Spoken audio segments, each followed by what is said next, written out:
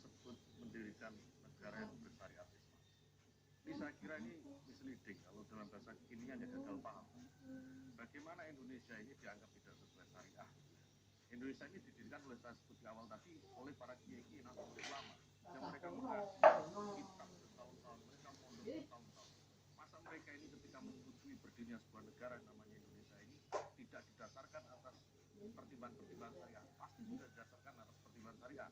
Jadi kalau ada kelompok orang mengatakan bahwa Indonesia ini tidak sesuai syariah, itu akan mengatakan bahwa mereka jauh lebih pintar daripada Dr. Hasyim Asy'ari, kayak Bisi Sarkuli, kayak Mas Bular dan seterusnya gitu.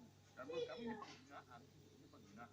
Nah, kembali ke soal kenapa anak muda ini, saya kira nah, salah satu sebabnya itu adalah di era milenial ini memang kalau ditanya anak-anak muda ini, mereka ini berinteraksi dengan orang lain, jangankan orang lain, dengan orang tuanya saja, jangankan dengan orang tuanya, dengan guru agamanya. Berapa frekuensi dalam sehari? Lebih banyak mana dengan interaksi mereka bersama gadgetnya? Nah ini saya kira membuat anak-anak muda ini menjadi mudah dimasuki oleh ideologi radikal. Mereka belajar agama tidak karena berinteraksi dengan guru, tapi mereka berinteraksi dengan Mbak Google gitu. Mereka googling, mereka tanya terkait dengan agama dan bisa jadi kebanyakan memang salah di situ. Nah ini yang pertama. Yang kedua menurut saya orang menjadi mudah terradikalisasi karena tidak ada proses dialog. Jadi kita tahu bahwa paham-paham radikal ini adalah paham transnasional. Jadi ideologi-ideologi yang diambil dari negara lain yang tidak ada akarnya di Indonesia. Nah, seharusnya kalau kita mau ini, begitu ideologi-ideologi itu masuk ke sini, ada proses dialog. Dengan apa? Ya dengan pemahaman keislaman yang sesuai dengan Nusantara. Ini menurut saya, sekali lagi ini juga kesalahan dari tokoh-tokoh agama kita. Jadi sudah semakin jarang gitu ya, sudah semakin jarang mereka merawat jamaahnya, sehingga kohesi sosial sudah semakin renggang.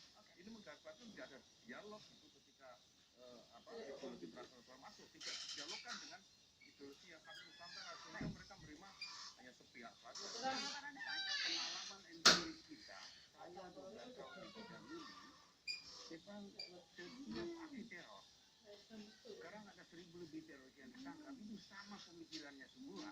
Mereka ingin membunuh kafir. Jadi masalah substansial itu adalah pemahaman siapa itu kafir. Nah, ini saya kira yang perlu menjadi fokus nanti, baik di bidang agama, di bidang pendidikan, perlu kita jadi fokus ini. Karena inilah yang menjadi akar semuanya ini. Apakah kemudian itu yang membuat Anda, Pak Menteri Agama, sampai kemudian mengeluarkan seruan soal bagaimana berceramah di masjid? Karena ada kekhawatiran ceramah-ceramah di masjid betul-betul sudah justru menyebarkan kebencian dan permusuhan?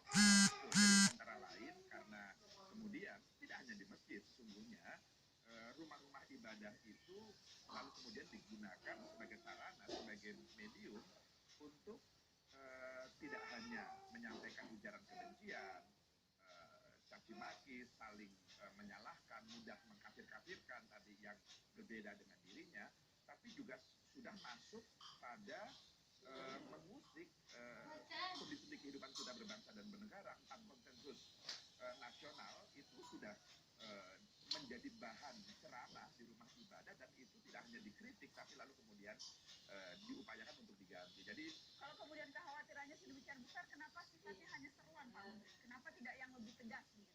Begini, saya banyak mendapatkan kritik tentang hal ini. Kenapa Menteri Agama hanya sebatas seruan?